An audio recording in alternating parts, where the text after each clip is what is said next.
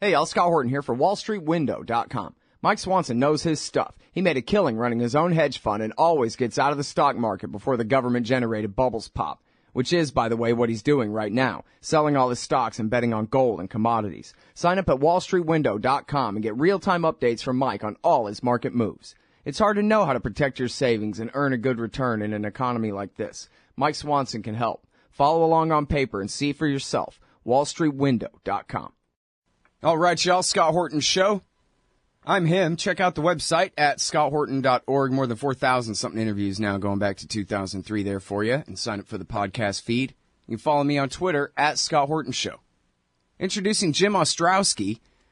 He is a regular writer for LouRockwell.com and a lawyer from Buffalo, New York.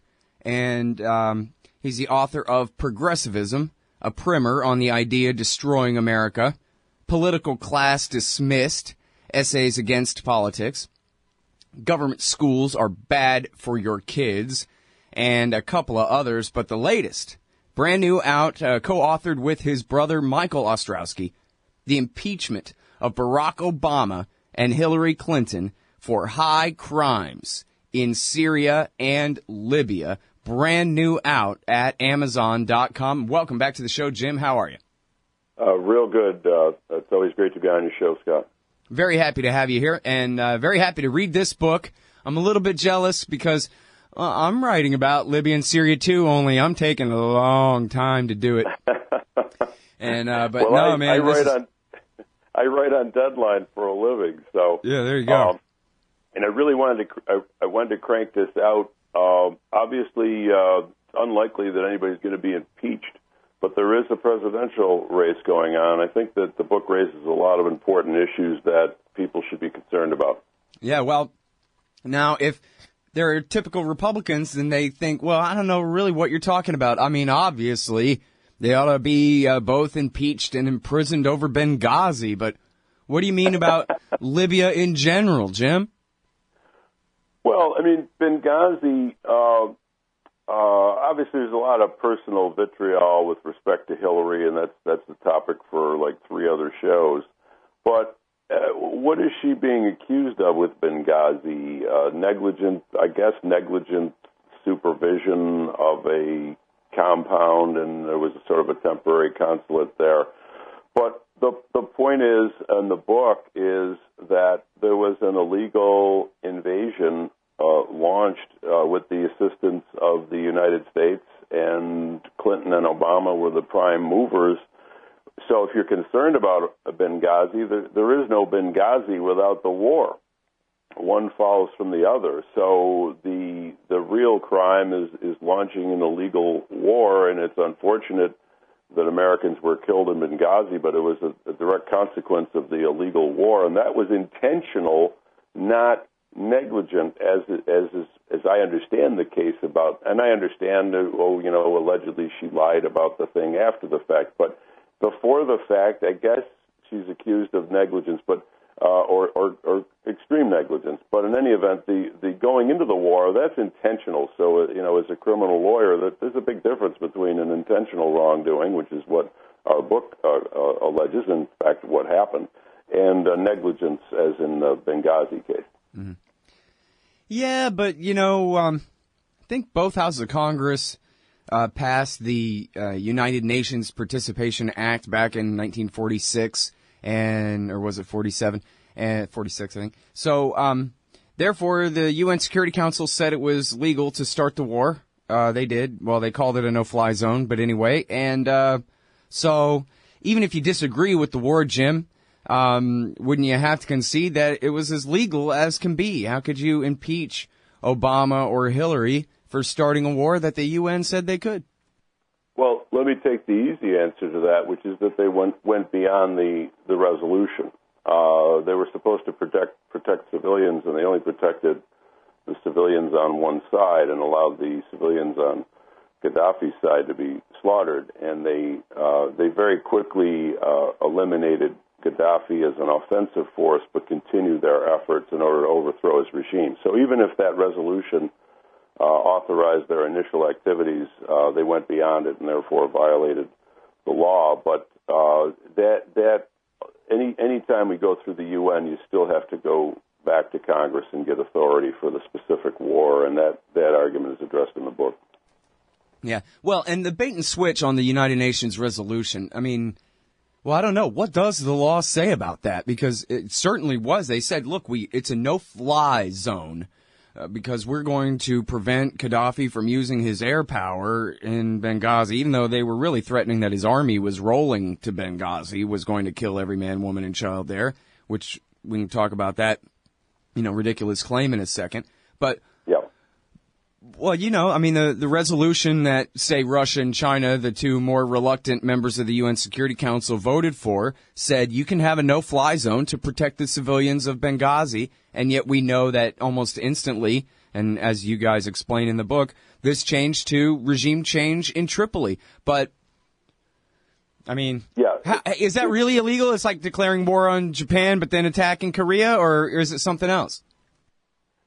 Well, we think it's illegal in a number of different ways, but again, I think the easiest case to make is that they went beyond the UN resolution. So let's assume, for the sake of argument, it was authorized. They went beyond it in many ways, including providing arms illegally to the rebels, which was absolutely forbidden. So this was not an authorized war, and it had horrible consequences. Obviously, we can get into that, but Libya is now a basket case. It's in a state of chaos. It's been turned over to whatever, we can argue about terminology, but fairly radical people, and a lot of old scores have been settled, which is what usually happens. And one of the points you make in the book is when you go in and upset the apple cart in one of these countries, the result is very, very often worse than the original status quo, which nobody really in these parts preferred. But to go in there knowing that you're going to make things worse is really just part of the indictment here. Mm-hmm.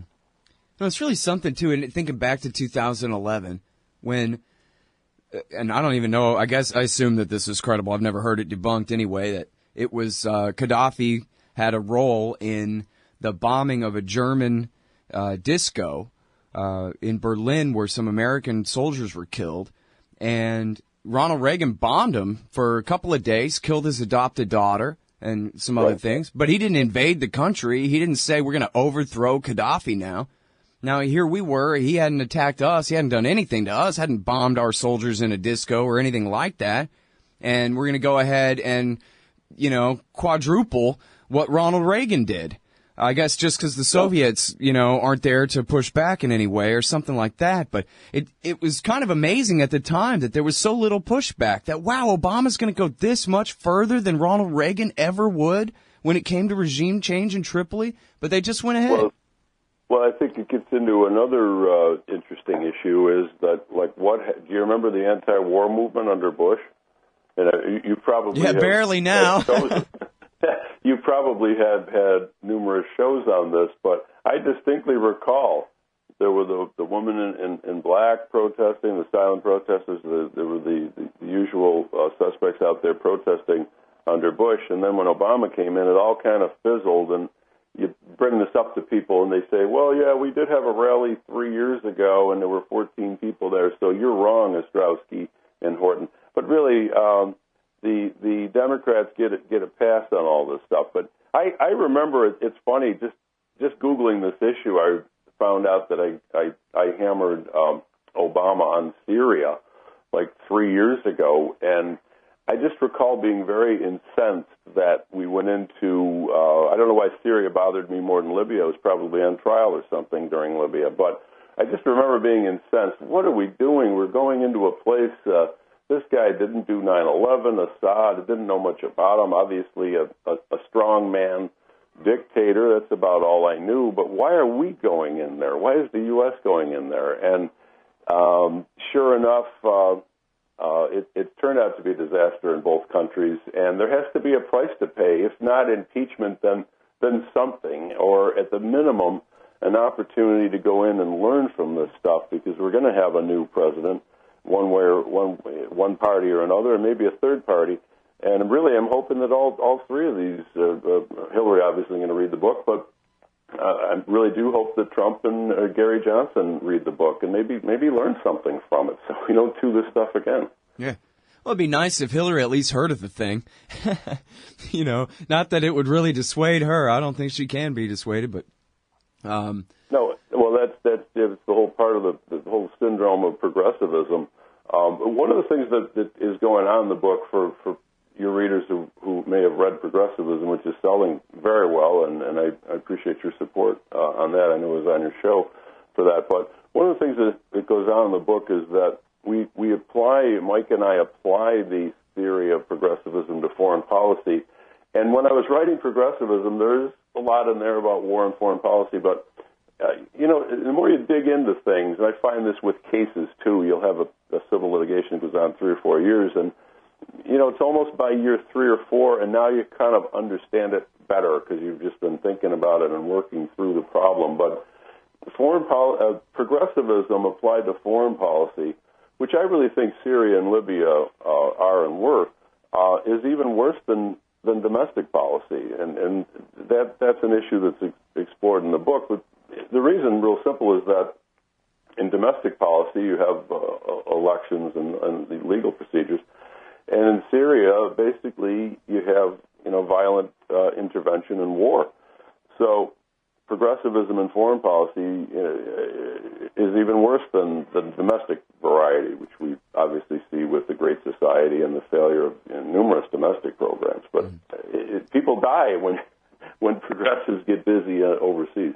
Well, and then as you say in the book, too, they can never admit that it was a mistake to do anything, only to not do enough. So Hillary, in the debate with Bernie Sanders, said, okay, I guess you're right that Libya is a disaster, but one, it's all Obama's fault. All I did was tell him to do it, but he's the one who's the president. And two, don't worry, when I'm president, we'll reinvade and we'll stay in Libya forever. Like we have bases in Germany, Korea, and Japan, and we'll just stay in North Africa, and we'll make North Africa better that way. Absolutely, and again, one of the things one of the reasons I wrote Progressivism is that there didn't seem to be a really detailed sort of checklist of what progressivism really means. And one of the elements of progressivism, as you say, is that they can never admit that progressivism is wrong. It's always that not enough government force was used. And there's a beautiful quote by Obama where he literally, and it's in the book, he literally says, we got to go in with more force next time. It's like, you could just say Lyndon Johnson, if he had survived to see his progress. You know what? That Model Cities program would have worked if we just spent a couple more $1 billion.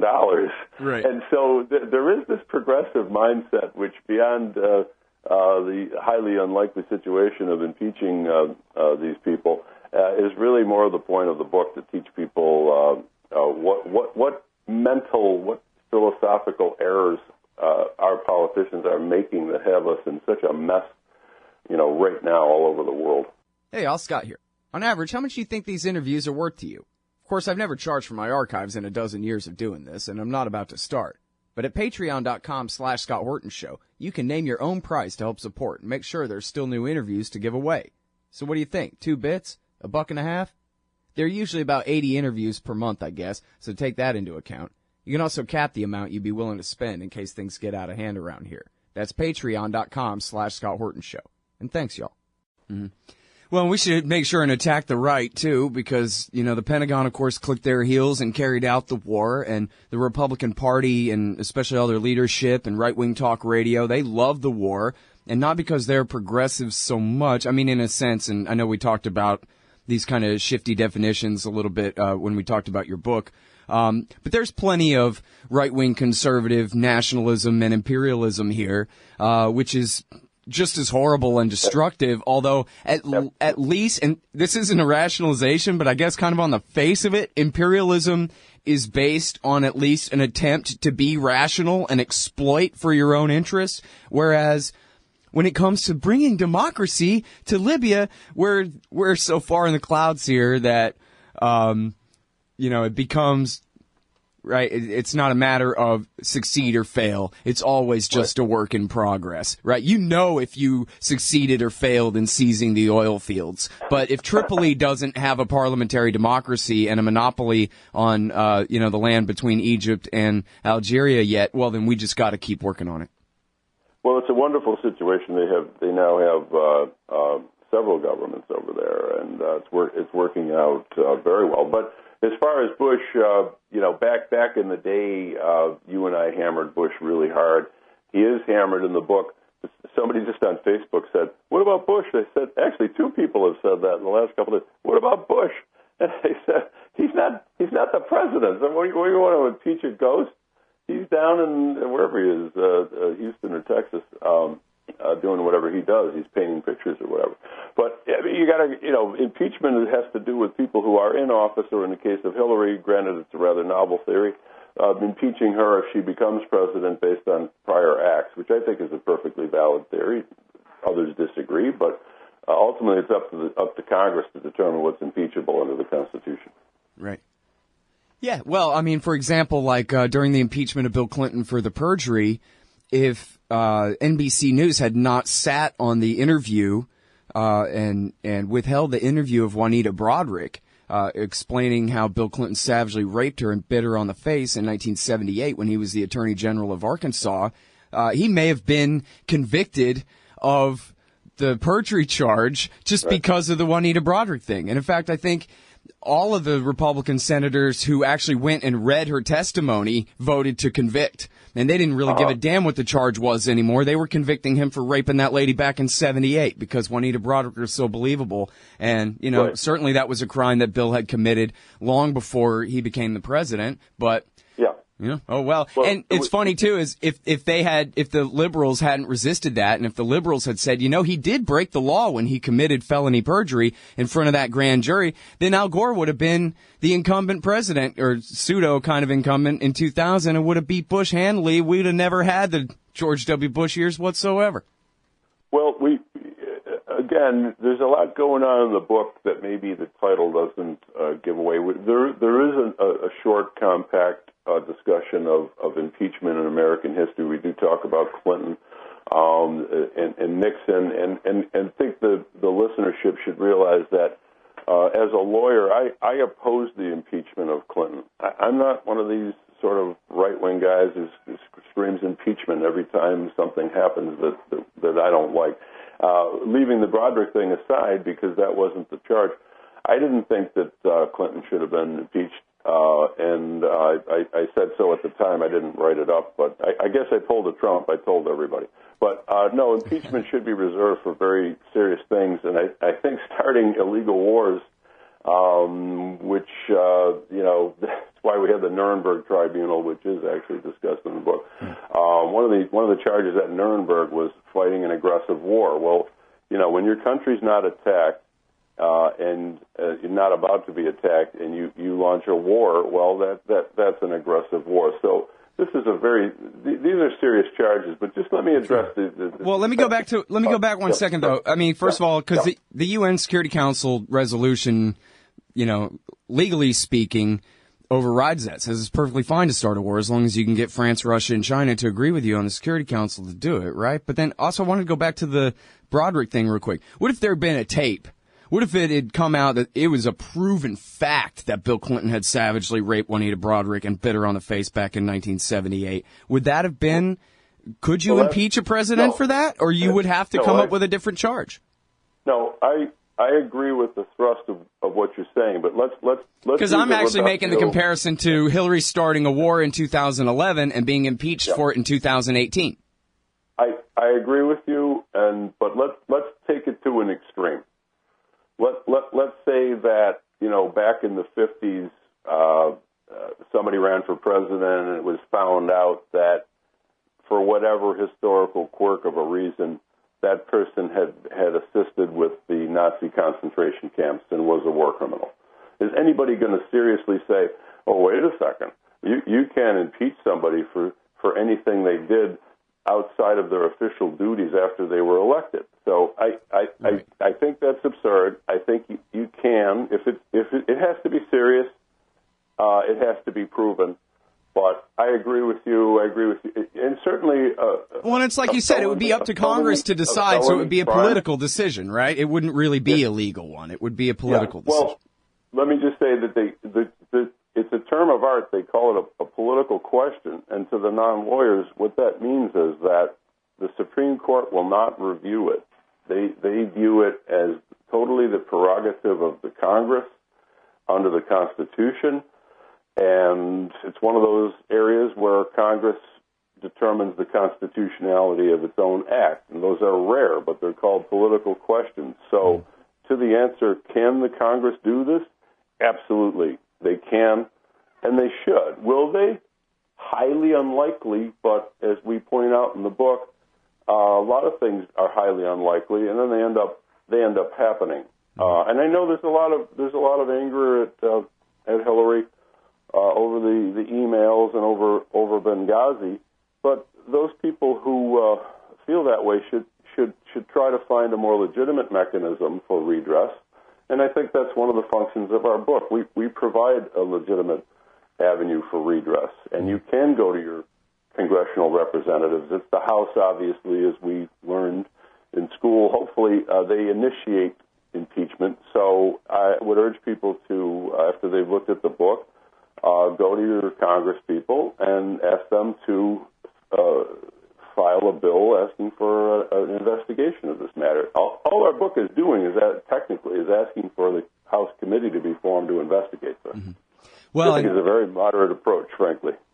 Yeah, and I think it's a real good one too. I really hope that some Republicans and right-leaning people take your advice on this, because the Benghazi thing, to me, I agree with you, is some negligence and some after the fact BSing about the video and this and that, but it's such a narrow question compared to the whole Libya war, when, as we've seen as you guys show in your book, there's plenty of ammunition from the right, from the CIA, from the military, from even the leaders of AFRICOM who were against this war.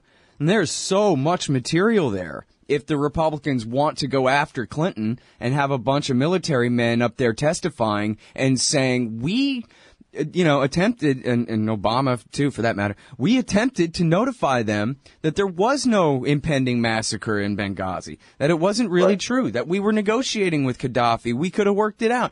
That's the stuff that we know from, a few reports here and there in the press, but we've never seen that discussion in front of Congress. Well, there's so much more, I think, that needs to come out. I mean, Mike Ostrowski and Jim Ostrowski are citizens and researchers and writers. We have our day jobs, and we have made, I think, a good prima facie case. But there's so much more that needs to come out, and you know how these things work. The stuff that we don't know is always worse than what we do know, because that's why they covered it up. Yep. So an investigation is absolutely necessary here. Yeah, absolutely. You're right about that. And listen, I really think that you guys are going to get a big bang out of this book. And especially because, and there are actually two Horton laws now. One of them is that the politicians will always keep all of his bad promises and none of the good ones. And the other one is the best way to make a libertarian out of somebody is attack the right from the right and the left from the left. And what you guys do here is you attack, even though Obama and Hillary are, presumably Democrats, and I know you frame this as progressivism, which it is certainly a part of it. At the same time, you're not even really addressing the right-wingers directly. You're indirectly telling right-wingers that, the best things to hate about Obama and Hillary are their terrible wars. And then you're giving them great ammunition for that. And that is a really great way to persuade conservatives that I'm tired of these reckless wars all the time. Wait, what did I just say? Oh, I guess I am, huh? Well, libertarians like to tell conservatives war is just another failed government program. Yeah, absolutely. So, and this book just really does that in spades. The best case for prosecuting Hillary, it isn't some email scandal, pal. It's arming jihadists in Syria. How do you like that? Let's have a real fight. you know? Absolutely. It's like, forget about Hillary's damn emails. And by the way, just let me interject that, again, I'm a lawyer for 32 years, and I'm a real lawyer. I'm, not one of these politicians who says I'm a lawyer. I'm in the courts all the time, criminal, civil, federal court, state. I do a variety of pretty serious litigation. And I've been telling everybody for months, Hillary's not going to be indicted over the emails. And I said, let me tell you exactly what they're going to say, and I told them, and that's what the FBI director said. So, if you're really, what is worse, the negligent supervision of email servers, or war crimes, starting aggressive wars that have impacts on the daily news, as we talk about in the book, and which are really obvious. The refugee crisis arises out of this, the rise of ISIS. ISIS existed, true, and there were other factors, Bush's war, obviously, but the ISIS wasn't anywhere near the factor it was until these two illegal wars were launched, and for reasons we explain in the book. Yeah, absolutely. And I've read the whole thing, and it's great. And I really hope everybody will read it and pass it around and give it to your right-wing cranky uncle with the email list, and send it to your local AM talk radio show host. And let's go after Obama and Hillary for their wars.